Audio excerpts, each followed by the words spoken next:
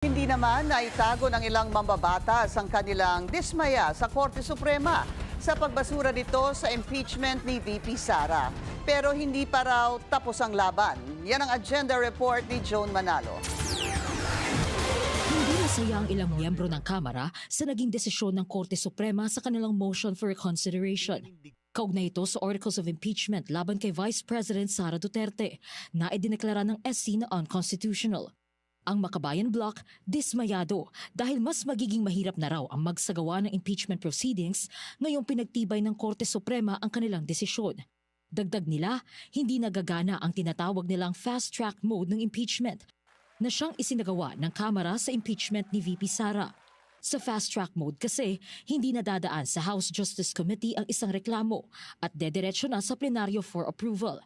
Ito ay kung at least 1/3 ng mga miyembro ng Kamara ang pumirma rito.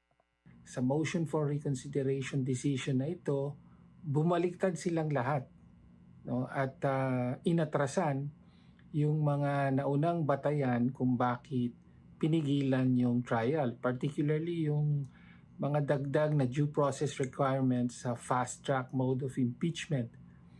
Gayunman, inatrasan nga nila ito, pero nakahanap pa rin sila ng bagong dahilan, a technicality, para i-justify pa rin yung pagpigil ng impeachment trial. So in the end, nabago yung mga batayan pero same result. No? Pigil yung impeachment trial ng Vice President.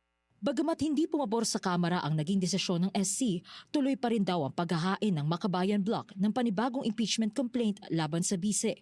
Kaugnay pa rin ito sa umano'y pagwaldas ni VP Sara sa 612.5 million pesos na confidential funds ng Office of the Vice President at Department of Education noong siya pa ang kalihim nito. Sinusulong po natin ang panawagan ng taong bayan, lahat ng sangkot dapat managot. Magsimula tayo sa pinakatuktok, sa Presidente at sa Vice-Presidente. Para naman kay ML Party List Representative Laila De Lima, derogasyon ng constitutional powers at prerogatives ng Kamara ang ginawang pagbasura ng SC sa motion for reconsideration ng lower chamber. Ang nagkapareho dun sa main decision or original decision at sa resolution ngayon at nakakabahala pa rin, tulad sa naunang desisyon, may paglihis ang Korte Suprema sa letra at diwang nasa saligang batas ukol sa pantay at magkahiwalay na kapangyarihan ng hudikatura at lehislatura. Pero sa kabila nito, hindi naman daw inabswelto ng SC ang bise sa umano'y pagkakasala nito na siyang naging basehan ng impeachment complaint laban sa kanya. The court's decision was based on procedural grounds and did not rule on the merits of the allegations against VP Sara.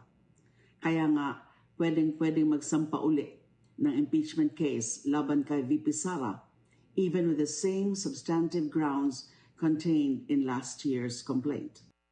Unanimous ang naging desisyon ng Korte Suprema at hindi na raw ito tatanggap ng anumang apela. Dahil dito, pinag-aaralan na ng House Justice Committee ang pag-amyenda sa Rules of Impeachment.